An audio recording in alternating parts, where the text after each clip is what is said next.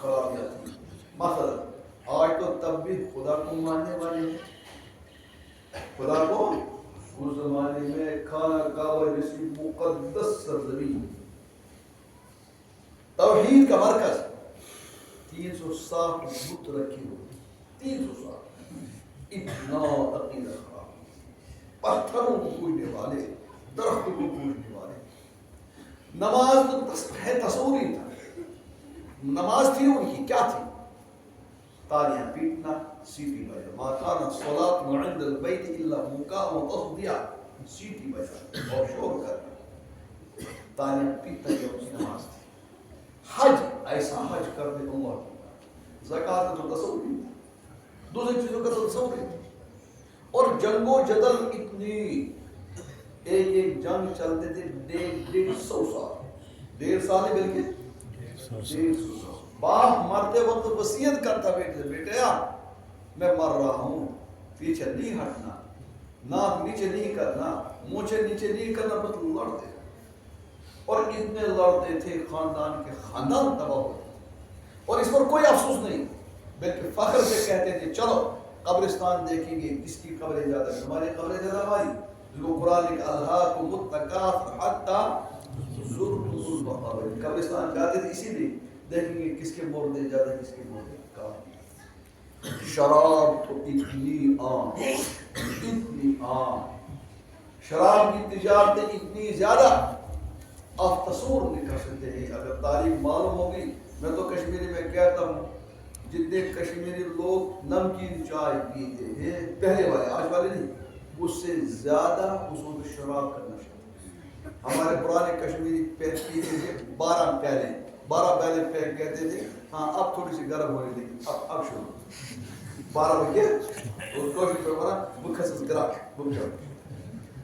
کیا مخصص گرا اس سے زیادہ شراب.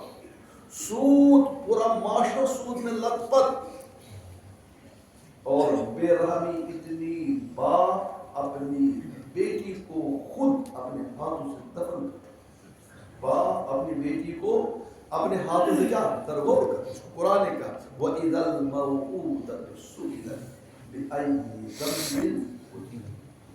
قیامت کے دن بیٹی کھڑی ہو جائے گی اور باپ کے خلاف کرے. اللہ اس میرے باپ سے تو پوچھو اس نے کس جرم میں مجھ کو کیا کیا. اور اس کے مطابق حدیث میں تفسیر میں بڑی چیزیں وہ میں بیان نہیں کروں. غرض وہ آج کل کی خرافات، بدعات، شرکیات یہ دوسری چیزیں ہیں، اس سے بڑھ کر معاشرے میں خراب ہے، ہر ایک بات سے خراب.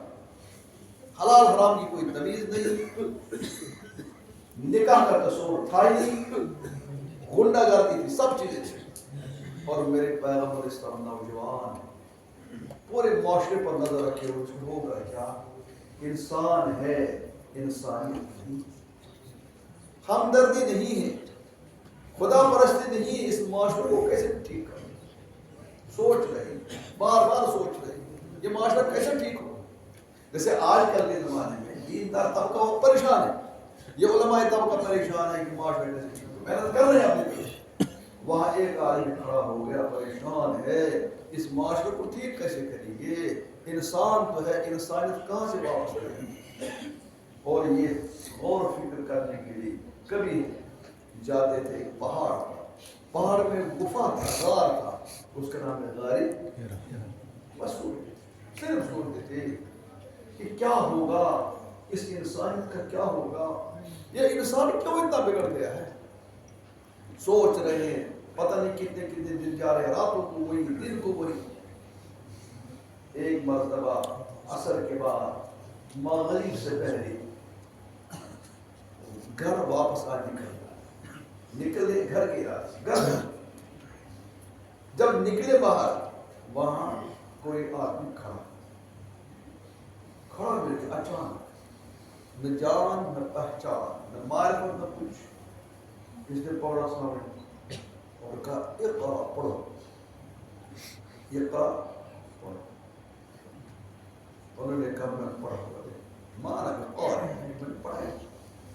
اور حقیقت ہے میرے پیغمبر نے پڑھا، کسی کے شاگرد، کسی کے شاگرد پڑھنے کا یہ مطلب کسی کے شاگرد تو اس نے کہا پڑھو، میں نے پڑھائی نہیں، میں کیا پڑھوں؟ کہتے ہیں بخاری میں روایت ہے انہوں نے ان کو بھینچا، بھینچا، اور اتنے زور سے بھینچا، اتنے زور سے، بخاری کے الفاظ ہیں حتی بلغ منی الجہد، اتنے زور سے بھینچا کہ میری طاقت ختم ہو گئی، میری طاقت ہے زور سے۔ جب ہمارے یہاں کہتے ہیں کس کو جب بھینچتے کہتے ہیں کیا ہڈی توڑو گے؟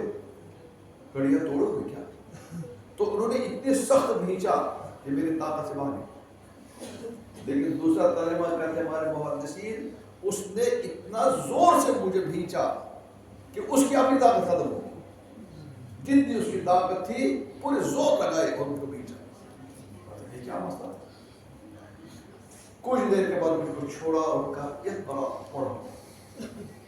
میں نے کہا مانا میں پڑھا، میں تو پڑھا نہیں۔ پھر وہی انہوں نے دوسرے مطلب پھر مجھے بھینچا اور بہت زور سے، وہی صورت حتی بلغ منی الجہد، یا تو میری طاقت جواب دے گی یا وہ اپنی طاقت کی انتہا کو پہنچ جائے۔ پھر مجھے چھوڑا، کہا اقرا، میں نے پڑھا۔ تیسری مرتبہ جو بھینچا، سختی کے ساتھ بھینچا، طاقت جواب دے گئی، مجھے چھوڑا، تیسری مرتبہ چھوڑا۔ اب یہ بھیجنا، اس پر تو بہت ہی سے الگ بحث کرتی ہے، بھیجنا کیا تھا، یہ تو یہاں نہیں ہو جائے گی بات، یہ تو بہت اونچی ہو جائے گی بات۔ جب چھوڑا کہا پڑھو اقرا بسم ربک الذی خلق، خلق الانسان من علق، اقرا وربک الاکرم الذی علم بالقلم، علم الانسان ما لم يعلم۔ 5 آیتیں، تو یہ 5 آیتیں ان کو دی۔ اب تک جو آدمی غاری حرا میں تھا، سوچ رہا تھا انسانیت کا کیا ہوگا، یہ اب تک تھا صرف محمد ابن عبداللہ، لیکن جب اس کو اس سوچ کا جواب مل گیا، ان کو یہ آیتیں دی گئی، اب یہ بن گئی محمد رسول اللہ صلی اللہ یہ علیہ ان کو جو دیا گیا، یہ ان کو کہا گیا یہی ہے وہ چیز جو اس انسانیت کو ٹھیک کر سکتی ہے، جو انسان کو انسانیت پر کھڑا کر سکتی ہے، یہی وہ چیز جو معاشرے کو پاک بنا سکتی ہے، یہی ہے وہ چیز جو تمام خرابی کو دور کر سکتی ہے۔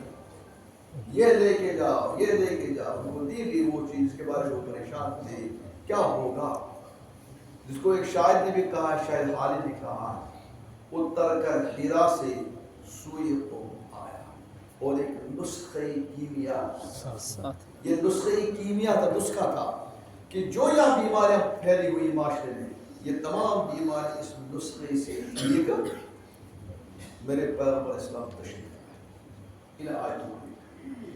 اب یہ جو لے کر آئے قرآن، اس کے بارے میں سنو، ہم دستار بندی کیوں کرتے ہیں، یہ مدارس کیوں ہیں، یہ علماء کیوں ہیں، یہ حفاظ کیوں ہیں، اتنی محنت کیوں کر رہے ہیں، آپ ایسا اپنا پیسہ کیوں لگا رہے ہیں، آپ کی محبت کیوں اس کے ساتھ؟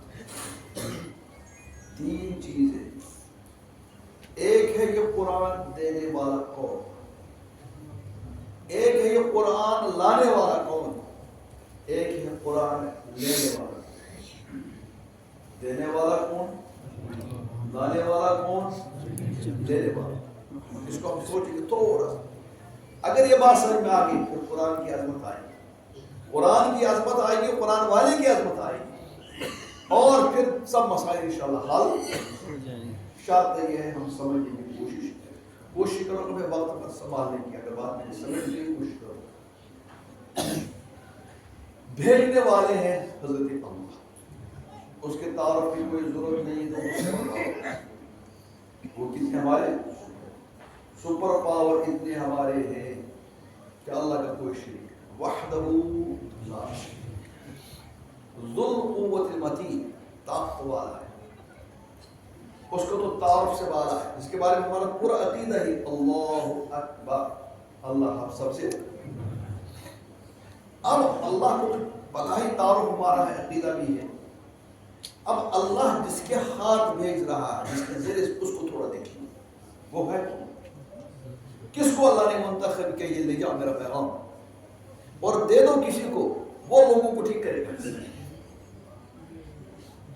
اس کے بارے میں خدا نے بہت جگہ الگ الگ تعارف کرائی ہے، کو میں مختصر بتاؤں گا۔ ایک جگہ قرآن نے ان کی